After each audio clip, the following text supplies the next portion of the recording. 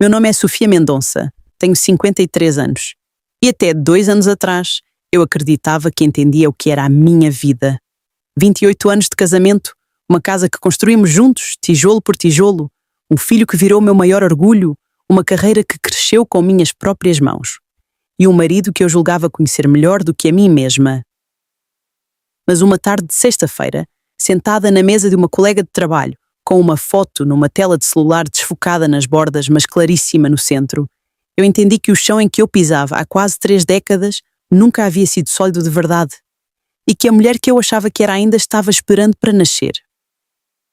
Antes de te contar o que aconteceu, me diz de onde você está assistindo.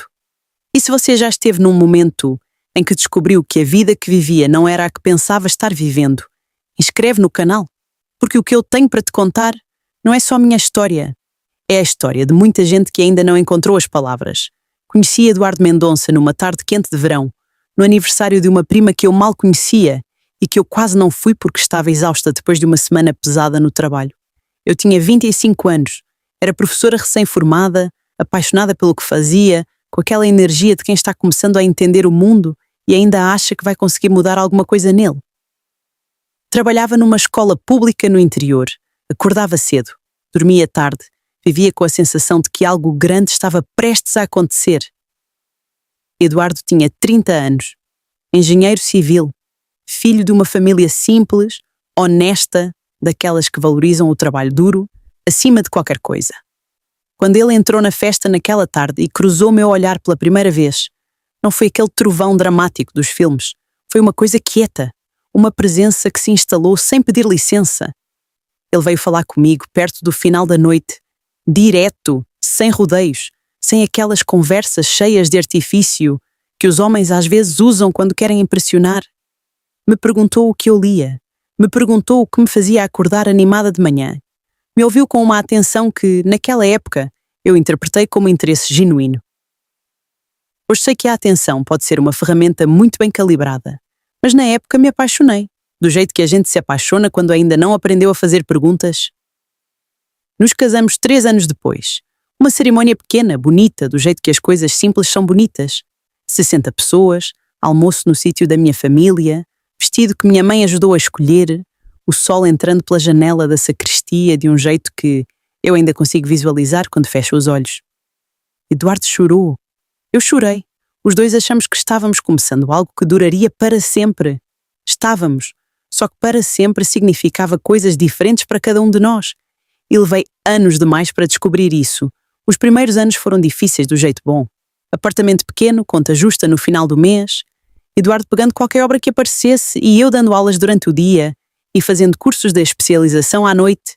Não tínhamos muito, mas tínhamos a sensação de que estávamos construindo alguma coisa juntos e essa sensação vale mais do que a maioria das pessoas admite. Nosso filho, Henrique, nasceu quando eu tinha 31 anos. Segurá-lo nos braços pela primeira vez foi um desses momentos que rearranjam todas as prioridades internas sem pedir sua opinião. De repente, o cansaço fazia sentido. O esforço fazia sentido. A vida toda parecia ter chegado a um ponto de convergência que eu não sabia que estava esperando. Eduardo foi um pai presente naqueles primeiros anos. Acordava de madrugada quando precisava, levava e buscava na escola, participava das reuniões. Era o tipo de homem que as outras mães elogiavam e eu sentia um orgulho legítimo quando isso acontecia. À medida que os anos passaram, a vida foi adquirindo o formato que a maioria das vidas acaba adquirindo quando tudo parece funcionar, estável, previsível, confortável na superfície. Eduardo expandiu a construtora. Eu me tornei coordenadora pedagógica. Henrique cresceu, a casa ficou maior, as férias ficaram mais longas, as conversas ficaram mais curtas. E aí está o ponto onde a maioria das histórias como a minha começa de verdade. Não com uma traição, não com uma crise dramática, mas com o silêncio que vai se instalando tão devagar que você nem percebe quando ele virou o idioma principal do casamento. Não sei te dizer o mês, não sei te dizer o ano, mas houve um momento em que o Eduardo que eu conhecia, o homem que me fazia rir até chorar, que discutia ideias comigo até tarde da noite, que me procurava do outro lado da cama, foi sendo substituído por um homem que eu conhecia muito bem de vista, mas quase não conhecia de verdade. E o erro que cometi foi achar que isso era apenas o casamento. Amadurecendo. Não era. A primeira rachadura surgiu de um jeito tão banal que quase passou em branco. Estava organizando as finanças do mês. Uma tarefa que sempre foi minha, quando notei uma cobrança num cartão de crédito secundário que o Eduardo raramente usava. Um restaurante, numa cidade a 250 quilómetros de casa. Numa data em que ele havia-me dito que estava numa obra em direção completamente oposta. Fiquei olhando para aquele número na tela por um tempo, que não sei medir. Tentei explicar para mim mesma. Talvez tivesse mudado o roteiro da viagem. Talvez o GPS o tivesse levado por outro caminho. Talvez eu estivesse confundindo as datas. Fechei o computador, preparei o jantar. Quando Eduardo chegou, olhei para o rosto que eu estudava há quase 3 décadas e não encontrei nada que me dissesse que algo estava errado. Esse era o problema. Ele havia ficado bom demais nisso. Nas semanas seguintes comecei a notar coisas que antes passavam despercebidas. O celular que ia a todos os cômodos, inclusive ao banheiro. As ligações atendidas no quintal, a frequência das viagens que aumentava sem que a construtora apresentasse crescimento proporcional. Uma expressão que eu reconhecia no rosto dele quando ele olhava para o celular, suave, quase involuntária, que eu mesma havia tido muitos anos antes, quando o amor ainda era novo e o coração acelerava com cada mensagem recebida. Cada sinal, isolado, era explicável. Juntos formavam um quadro que eu não estava pronta para ver. Foi Mirella, minha colega de trabalho de quase 20 anos, que me trouxe o que eu só consigo chamar de a confirmação que muda tudo. Mirella tem 60 anos, uma intuição sobre pessoas que beira o sobrenatural e 2 décadas de convivência comigo. Numa tarde de sexta-feira, depois que os últimos alunos foram embora e a escola ficou em silêncio, ela me pediu para ficar. Fechou a porta, sentou à minha frente, com o jeito de quem vai dizer uma coisa que preferia não precisar dizer. Disse: Sofia, preciso te mostrar uma coisa, e se eu estiver errada, você me xinga e a gente nunca mais toca no assunto. Não estava errada. Mirella havia visto Eduardo 3 dias antes, sentado numa mesa de um café no centro da cidade, com uma mulher, jovem, cabelos claros, risos, mãos que se tocavam com a naturalidade de quem já não precisa mais esconder. Ela havia tirado uma foto do outro lado da rua. Olhei para aquela imagem por tempo suficiente para memorizar cada detalhe. O perfil do Eduardo, o jeito como ele estava inclinado para frente, do jeito que se inclina para quem de fato interessa. E a mulher, sorrindo para ele com uma familiaridade que não se constrói em 2 ou 3 encontros. Agradeci a Mirella. Pedi que não contasse para ninguém. Paguei a bolsa. Fui para o carro. Fiquei sentada no estacionamento por quase 1 hora. Mãos no volante, motor desligado, com aquela sensação que antecede a raiva, o reconhecimento frio de que uma mentira grande o suficiente pode existir dentro de uma vida inteira sem que a vida perceba. Cheguei em casa naquela tarde e fiz o jantar como sempre. Esperei o Eduardo. Quando ele chegou, dei o beijo de rotina, perguntei como havia sido o dia. Ele disse que estava cansado, que havia tido muitas reuniões. Eu disse para ir descansar, que o jantar estava quase pronto. Mas enquanto eu mexia nas panelas, minha cabeça já estava em outro lugar. Decidi que não agiria pela emoção. Havia uma parte de mim, fria e calculista de um jeito, que eu não sabia que existia dentro de mim, que compreendia. Agir sem ter todas as informações seria o pior que eu poderia fazer. Não por ele, por mim. Naquela madrugada, enquanto Eduardo dormia com aquela consciência tranquila de quem acredita que está seguro, eu tomei uma decisão. No dia seguinte liguei para uma investigadora particular. Seu nome era Doutora Paula Ramos. 60 e poucos anos, voz firme, economia de palavras. Ouviu tudo sem interromper, fez perguntas precisas e disse ao final: me dê 3 semanas. Antes de continuar, me diz uma coisa.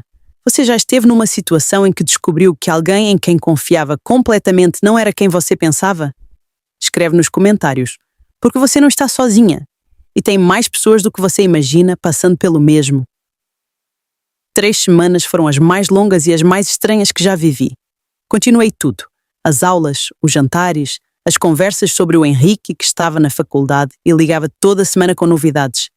Os fins de semana com conhecidos em comum, as noites ao lado do Eduardo na mesma cama, onde eu fingia dormir enquanto ele dormia de verdade. Numa dessas noites, ele virou para mim no escuro e disse: Sofia, você está bem? Parece distante essa semana. Usei toda a força que eu tinha para não responder com a verdade. Disse: estou bem, é cansaço. Ele disse: "Você trabalha demais." E me deu um beijo na testa. Aquele beijo foi o momento mais irreal de toda essa história. Doutora Paula me ligou numa terça-feira de tarde. Disse que tinha tudo. Nos encontramos no escritório dela naquela mesma tarde. Ela colocou uma pasta sobre a mesa sem dramatismo, com a calma profissional de quem já viu esse momento se repetir muitas vezes demais. A mulher se chamava Isabela Fonseca, 32 anos, arquiteta. Havia sido contratada por Eduardo 2 anos antes para trabalhar num projeto residencial. O que havia começado como relação profissional havia se tornado um relacionamento paralelo de pelo menos 16 meses. Não eram encontros esporádicos. Havia padrão, havia planejamento cuidadoso, havia mensagens que a doutora Paula me mostrou com uma descrição que eu nunca vou esquecer. Em uma delas, Isabela perguntava: "Quando você vai ter essa conversa com ela?"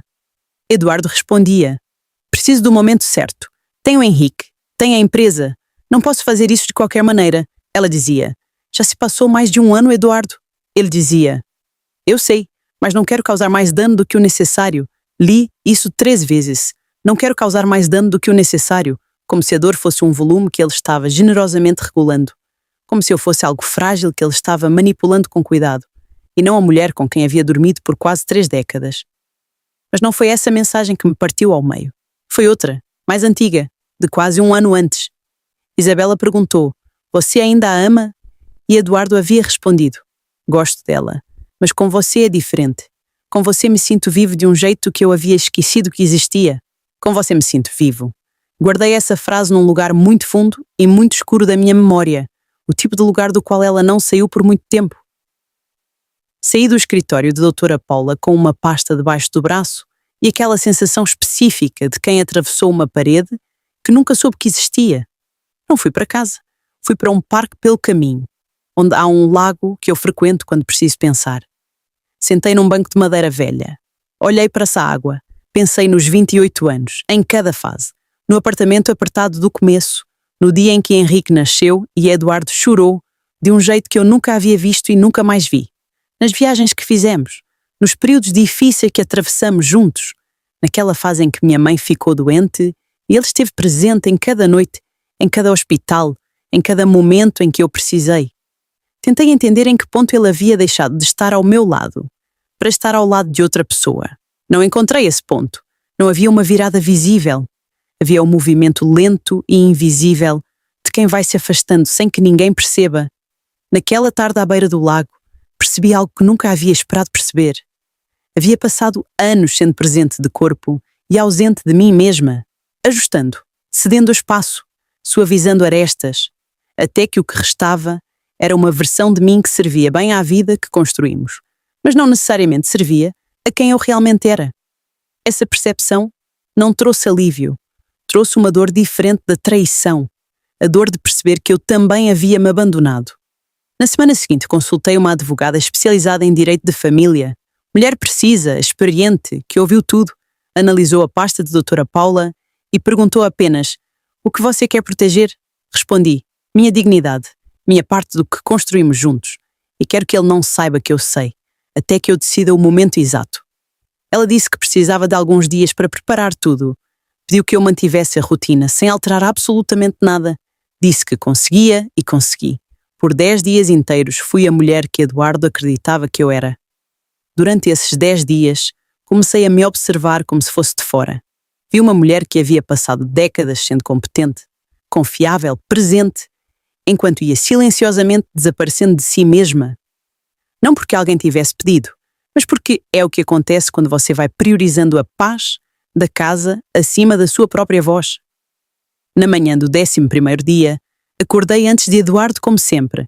Preparei o café como sempre. Coloquei a pasta da advogada sobre a mesa da cozinha. Quando Eduardo desceu, já arrumado para sair, me cumprimentou com um beijo rápido de rotina. Foi pagar o café. Então viu a pasta. Perguntou sem olhar para mim: "O que é isso?" Respondi apenas: "Senta." Ele se virou. E por uma fração de segundo seu rosto abriu. Não foi surpresa. Foi reconhecimento. O tipo que antecede o medo. Depois fechou. E voltou a ser Eduardo, o homem que sempre soube se comportar mesmo quando estava com medo. Perguntou: "Sofia, o que está acontecendo?" Abri a pasta, coloquei as fotos sobre a mesa, os registros de localização, as datas que não batiam com o que ele havia me dito e, por último, as 2 mensagens impressas, a que dizia: "Preciso do momento certo", e a que dizia: "Com você me sinto vivo". O silêncio que se seguiu durou o suficiente para o café esfriar completamente. Eduardo não negou. Esse é o detalhe que ainda me ocupa às vezes. Não houve negação, houve uma confissão cansada, como de alguém que carregava um peso há tempo demais e acabou de receber permissão para pousá-lo. Disse que havia se sentido sozinho por muito tempo, que havia tentado me dizer isso e não soube como, que não havia planejado, que não queria me machucar. Ouvi tudo, sem interromper uma única vez. Quando ele terminou, fiz apenas uma pergunta: "Você amava a nossa vida?" Ele ficou em silêncio por um momento que pareceu muito longo. Depois disse: "Eu amava você, mas fui deixando a gente virar hábito. E quando percebi, não sabia mais como voltar atrás. Guardei essa resposta junto com a outra, naquele lugar fundo e escuro.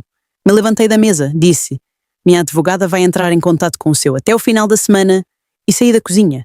O que veio depois foi simultaneamente mais simples e mais doloroso do que eu havia imaginado.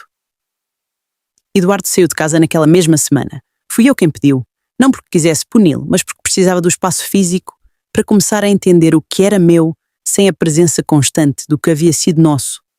Contar para Henrique foi o momento mais difícil de toda essa história. Ele tem 22 anos, uma maturidade que às vezes me surpreende e que eu não sei de onde veio porque certamente não aprendi a ter assim tão cedo. Ouviu tudo com cuidado, sem interromper. Ficou quieto por um tempo que pareceu longo. Depois perguntou apenas: Mãe, e você? Como você está? Esse foi o momento em que me permiti, pela primeira vez desde aquela tarde no estacionamento da escola, chorar de verdade. Disse a ele: Estou inteira, que é diferente de estar bem, mas é um começo. Ele me abraçou por um tempo longo. E esse abraço foi, daquele dia em diante, a coisa mais sólida que eu conhecia. O processo de divórcio levou quase um ano para se formalizar. Houve negociação, houve partes duras, mas ao final ficou o que era meu por direito e por mérito, incluindo metade do valor da construtora que havia crescido durante os anos em que eu também trabalhei, também contribuí, também sustentei, a estrutura que permitia que Eduardo tivesse uma empresa próspera, enquanto eu cuidava de tudo o que ficava nas bordas dessa prosperidade. Soube meses depois que Eduardo e Isabela continuaram juntos por um tempo. Depois, não continuaram. Não busquei saber os detalhes, deixei de ser personagem nessa parte da história. O que aconteceu comigo depois é a parte que eu mais quero que você leia com atenção. Nos meses que se seguiram ao divórcio, comecei a fazer coisas que havia adiado por tanto tempo que quase havia esquecido que eram minhas. Voltei a pintar. Havia abandonado quando Henrique nasceu, guardando os materiais numa caixa no fundo do armário, como se fossem pertences de uma pessoa que eu havia deixado de ser. Abri essa caixa e a pessoa que havia guardado estava lá, esperando. Me inscrevi num grupo de caminhada. Nunca havia sido atleta, mas descobri que andar por trilhas com outras pessoas que também estavam reconstruindo alguma coisa é uma forma de cura que não cabe em consultório. Fiz uma viagem sozinha para Portugal. Era um sonho que eu havia guardado num canto tão fundo que quase havia deixado de acreditar que um dia se tornaria real. Fiquei 10 dias em Lisboa. Acordava sem hora marcada, comia onde a vontade mandava, andava sem destino fixo. Em nenhum momento precisei explicar onde estava ou quando voltaria. Numa tarde de muito vento, sentada numa pedra na beira do rio Tejo, olhei para a água por um tempo que não medi. E entendi, não como decisão intelectual, mas como revelação física, que a pessoa que eu havia sido antes de ser esposa de Eduardo ainda estava ali. Um pouco coberta de pó, um pouco desorientada pelo tempo, mas absolutamente inteira, e com muito mais vida pela frente do que eu havia me permitido imaginar nos meses anteriores. Voltei de Lisboa diferente. Não curada, porque cura não é uma chegada, é um processo que não tem data de encerramento, mas diferente, mais dentro de mim mesma do que eu havia estado em muito tempo.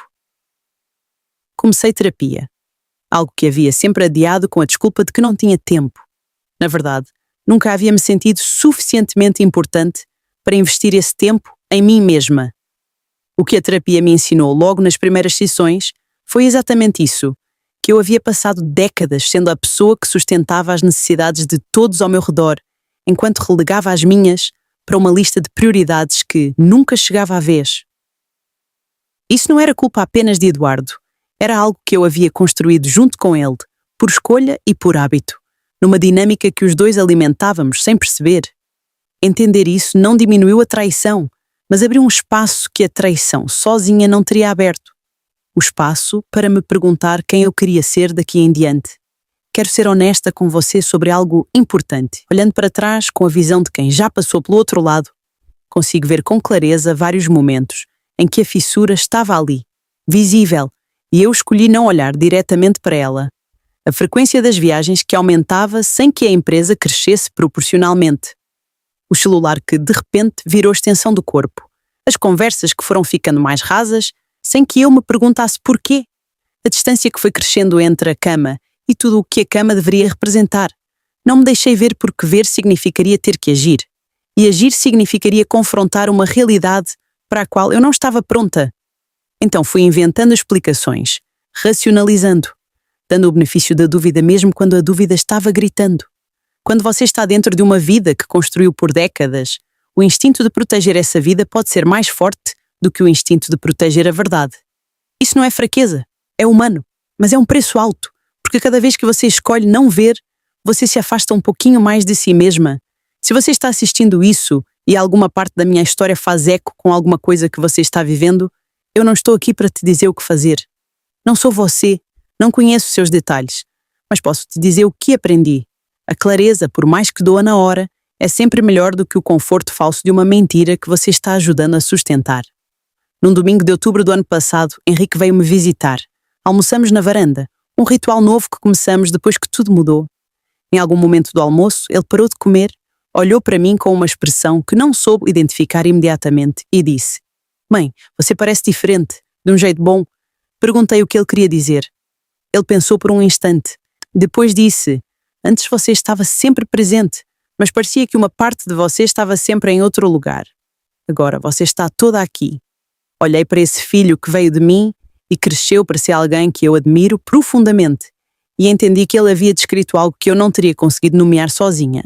Eu havia passado anos sendo presente de corpo e ausente de mim mesma, e sem perceber, meu filho havia crescido vendo isso como se fosse o único modo disponível de existir. Que essa seja a última coisa que ele veja quando me olha. Não sei se tomei todas as decisões certas. Há noites em que fico na varanda e penso nas bifurcações, no que seria diferente se eu tivesse percebido antes, se eu tivesse dito mais, se eu tivesse exigido mais da nossa comunicação quando ainda havia tempo. Não tenho respostas para essas perguntas. Aprendi a carregar essas perguntas sem que elas me derrubem. E essa, descobri, é uma forma de força que eu não conhecia antes. O que tenho de mais concreto é isso. Uma vida que é agora, de fato, minha. Um filho extraordinário que me vê completa pela primeira vez. A descoberta lenta, ainda em andamento, de que existe uma versão de mim que não precisa de nenhuma narrativa que alguém escreveu sobre mim ou para mim. Existe uma Sofia que não é a esposa traída, não é a vítima, não é a coitada de 53 anos que o marido trocou por uma mais jovem. É apenas uma mulher que aprendeu, da forma mais dura possível, que verdade é melhor do que conforto, que clareza é melhor do que paz falsa, que recomeço não é apagar, é escolher continuar com os olhos abertos e as mãos livres.